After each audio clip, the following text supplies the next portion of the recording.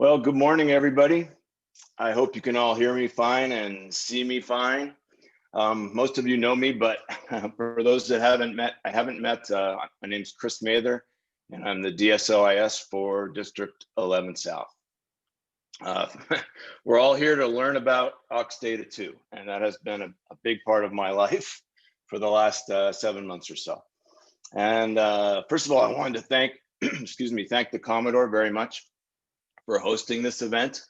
It was actually his idea to put something like this on. He's been a big part of getting us ready for it with practice sessions and hosting the event. We've had great response. As you can see, we have a lot of people on here. In fact, we kind of maxed out on the registration for the first session at almost 100 people. And we're going to be trying something a little different with this course. Typically, as most of you know, AUXDATA has been kind of the realm of the IS officers. And in fact, I'd also like to welcome Laurel Carlson from First Northern. She's on national staff and lead instructor for AUX10, which is the C school for IS officers. She was my lead instructor a few years ago when I went through AUX10. So welcome, Laurel, and we're very, very fortunate to have Laurel on board. She'll be doing presentation later on activity codes and next weekend on reports. So welcome. Yeah, what's different about this, what we're going to do differently is instead of just having a course designed for new members or a course for general members or a course for IS, we're kind of putting it all in one package. It's sort of the first time we've done that. So as we go along, you know, some things are going to be pretty obvious or already known to the more experienced members, especially the IS officers. But and other times when we go into IS specific stuff, which we won't do a ton of, but there'll be some, you know, the regular members, it won't be as interesting for them. But we're going to try and touch on as many things as we can. One of the first issues, or probably the primary issue that big majority of us all had, was getting logged into the system to begin with. Hopefully you can all see my screen, and hold on one second.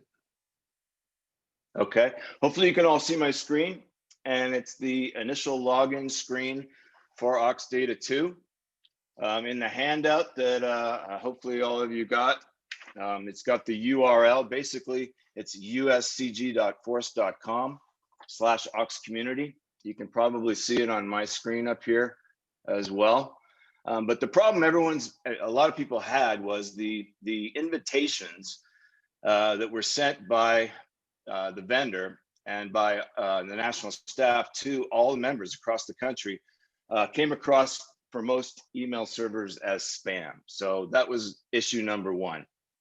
And even once you found the email that you're looking for, the activation email, a lot of times you get caught in a loop and you won't be able to log on. So I'm going to go over a couple of the main issues. First of all, scenario number one, you never received or you never found your initial activation email. Most of you on here probably have got that far already, but for new members, for those of you in member training, for those of you in leadership, this is important to know. There is an email address. It's actually auxdata@acumansolutions.com, which is where a request needs to be emailed to resend an activation email. And I believe Leslie's going to put that in chat for everybody so that you can copy that down. It's a really good one to know. If you already have your active account and you are able to get to this screen that you're looking at right now on my screen, then forgot your password is the first kind of like troubleshooting event, okay? If you can't log on. What I'm going to cover right in the beginning is some of the various websites that auxiliary members have access to, and because there's a lot of confusion. There's different username conventions, there's different passwords, and there's different URLs, and sometimes you'll get them mixed up, and therefore that can cause a lot of login issues, okay? So I'm going to go ahead and log in to my own account here. As you see, the convention for AUXDATA 2 is your member number at uscg.aux. And then your password is one you create when you initially set up your account. Okay, so I'm going to click login.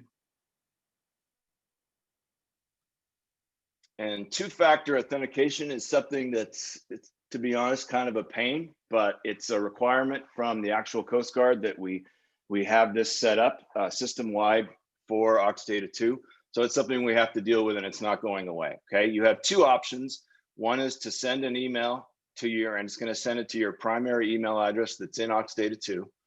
And second is to use a mobile authenticator app. Okay, that's typically what I use. Mobile authenticator app looks like that. You can download it, Salesforce Authenticator app, on either any kind of smartphone, and that can be pretty convenient. Whatever works best for you. I would try both ways and just pick which one you like the best. So 942842 is my code. And I'm going to zoom in a little so that you guys can see the screen, hopefully better. So you should see my opening/home page. Okay, that's a success. We're in. Welcome, and you'll see your name there, Christopher J. Mather. This is the page that will always open to. We're going to go over the meat of the course for both weekends, both Saturdays, is going to be going through these tabs at the top. These are the main navigation tabs. But I'm going to start today with some of the other stuff that's on the home page, specifically the quick links. I'll briefly mention this auxiliary member dashboard that you see. It's kind of going to be a neat feature down the road. Right now, it's showing you data for the entire auxiliary. So it's really not useful for us. There's no way to customize it at this point. So basically, bottom line is ignore it for now. The dashboard is going to be something down the road. They tell us where we can do things like see how many safety checks you've done, keep track of your hours per month, etc. But not quite ready for prime time at this point. Quick links. I'm going to use the quick links to basically go through some of the other websites that we have access to and try and clear up any confusion again with user IDs, passwords, etc. Okay. This is something we started adding recently. It's what's new and release notes for AUXDATA 2. And this is important, especially for the IS officers to keep track of what's going on, because about every 3 weeks, they'll upgrade the system. And sometimes we have a heads up on what's coming, and sometimes we don't. You just log in and you'll see a few different things. There is a pretty big, couple of big changes that happened with what's new just on Thursday with their most recent upgrade. And I'll be going over both those as we go through the meat of the course, okay? Aux directory, aux officer, still up and running.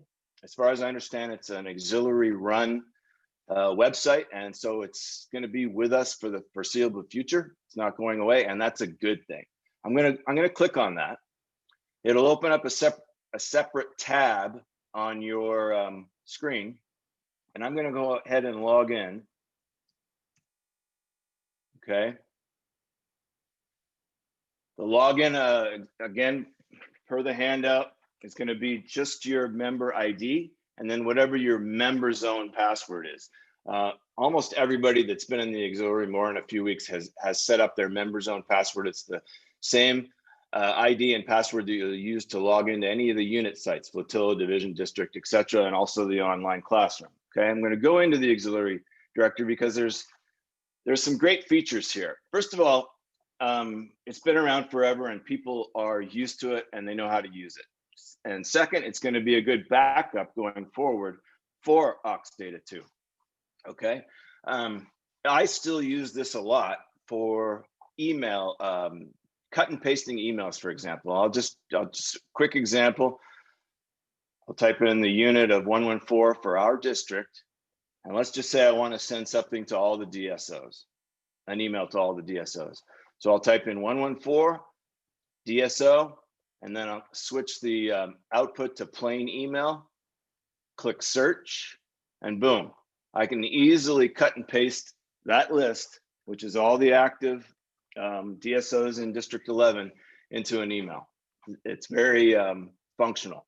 Worth mentioning at this point, It used to be whenever we updated our own personal information, contact information, address, emails, phone numbers, etc., we do it via what was called a 7028 form. You'd fill that out, and it would eventually go to your IS officer, who would make the change in legacy AUXDATA. The process is reversed now. First of all, there is no 7028, and each member, every member on their own, has the ability to update your own contact information in AUXDATA 2, and it takes it directly. Okay, so IS is not involved in that part of it. Then 2 to 3 times a week is, from what I understand, AUXDATA 2 updates aux directory. So it used to be aux directory was always 4 or 5 times a day up to speed. Now it could be 3 or 4 times a week. It may not be an instant response, but just so you're aware of how that flows. Okay. All right, back to the home page. Next on the list, auxiliary manuals. I won't click on that, but it takes you directly to every manual you could ever want to see in the auxiliary, and they're the up-to-date version. Sometimes when you Google a manual, you're going to get an outdated version. This is always going to be the most current. So again, very useful. Now, the next 2 are important. They're important for everybody, brand new people for sure, because you've got to get your AUX-CT, your core training done, and other courses. And for all of us, as we do recurring courses, it's important. So both these, auxiliary online classroom and AuxLMS, are important. They're different, and it's confusing. So I'm going to go through them one by one. We're going to start with auxiliary online classroom. I'm going to click on that. Okay, takes you to this startup page, and you've got to log in. Now your login, this is the easy part for the Moodle Classroom, is it's the same member's own password that you used for all the district, division, etc. sites. Okay, so now I'm logged in as Christopher Mather, and I'm just going to show you quickly. We're not going to spend a lot of time here, but I'm going to scroll down to where most people are going to go. All your new people are going to start here with the T training, the auxiliary basic qualification course, or BQC2. This is where you'll access and take the course. This is also where you will go for the aux core training certification portal. You'll take all 6 AUX-CT courses, and it'll give you the option to self-attest at the end of it. Okay, there's AUX-UP information. There's tons of leadership courses, etc. So and also down here at the bottom, the risk management, the online portion, risk management course, which almost all of us need to take one time, and most of us on this call have already, but that's where it is. So from what I understand from National, this is going to be our go-to online classroom for the future, for now and for the future. In other words, AuxLMS is being phased out. AuxLMS is a Coast Guard Gold Side run operation, and National is trying their best to move all the courses that we need to do to this one website, so that we don't get confused and we can find the courses easily and complete them. Okay, I'll stop here and just make a pitch. Leslie will like this. The Dirox offices will like this. Most of the courses that we take online do not automatically update your record in AUXDATA 2. Some do. The NTC exams that you'll take traditionally have migrated. It may take a week or 2, but they'll eventually migrate into AUXDATA 2, and they did into Legacy. However, the last month and a half or so, that hasn't been happening. But a lot of the other courses, those that need a self-attestation, risk management, another one, they will never migrate the way they have it set up right now. So what am I trying to say? The bottom line is, if you want credit for that course, you've got to print your certificate or do a screenshot of your certificate or your transcript or anything to be able to send to the Dirox office proof, basically, that you took that course. And then an IS officer or a volunteer in the office will make the entry, and it'll be on your record, and it'll allow you to pursue qualifications and remain current, et cetera, et cetera. Okay, so I hope that's clear. The way we send things, you want to use your chain of leadership. and management. So the way we don't want the DIROC's office getting flooded with hundreds of emails from everybody. So when you complete a course, use either your IS officer or your MT or your flotilla commander, okay, to send, and they should send the course completions up to the shared mailbox. And this is key. And I'm gonna go to one more website here. You bear with me, please. And it is actually our district website.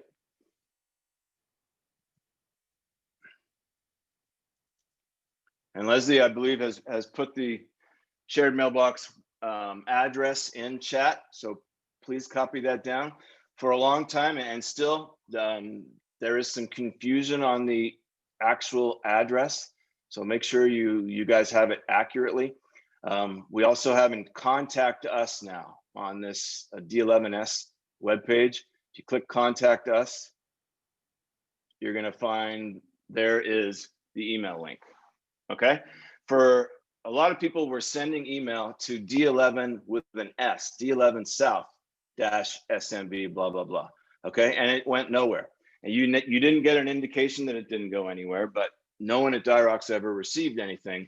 So that has been a problem in the past. So again, put Stomper, make sure you have the exact address. It's just better to cut and paste it.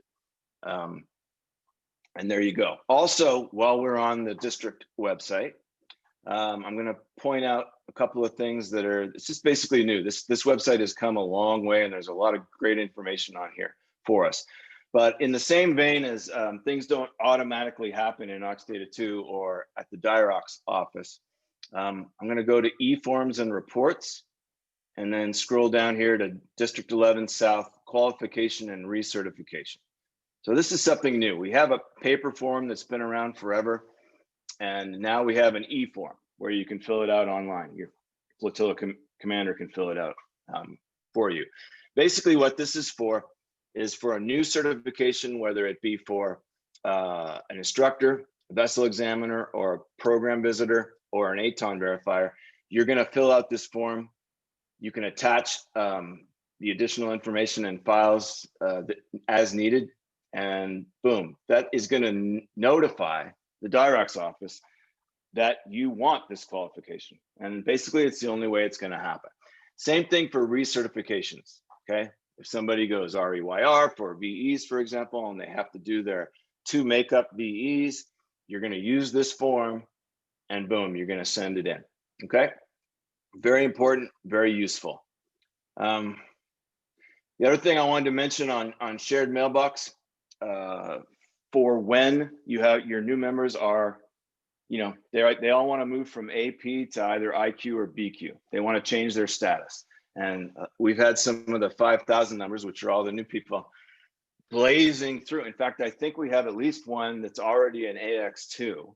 So some people have been blazing through the courses, but DIROC's office is not going to know that you are ready or they are ready to move from AP to either IQ or BQ unless they're notified. So this is how you do it, via the D11 shared mailbox. Okay, beat that to death. Enough on that. All right, I'm going to go back to the home page. I'm going to touch on AuxLMS because there is, with part of our phase 2, which I think is kind of in hold right now, but being able eventually to do patrol orders and things like that, one of the courses, or the main course that we need to do to qualify for our bubbles, is Bloodborne, and it's through AuxLMS. Okay, so this is the login. You go to click agree. This is where it differs, and this is where it can get confusing. Your username is going to be your primary email address, not your member number, but your email address in AUXDATA, and it can be a completely separate password. Okay, so that can confuse people. I'm going to just point out the course, the Bloodborne course, which is on anyone that wants to do patrols mind right now. You're going to go to the catalog Coast Guard. It's an actual gold side course. Okay, click there. It's loading. You're going to scroll down until you see Catalog COVID Plan Org. Click on that.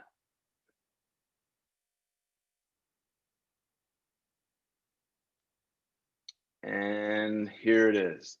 Course 100293, the Bloodborne Pathogen Awareness 2.0. Okay, you'll take the course here. There's quizzes along the way as you do the course. When you're complete, make sure to screenshot or print your course completion. Send that to the shared mailbox, and we will get it entered in so that you can participate. Okay. That's all I'm going to talk about for AuxLMS. Back to the home page. Some of the other things are, again, just quick link, convenient stuff like the NTC, national websites, Facebook, etc. Okay, that's pretty much it for general overview. I'll pause here just for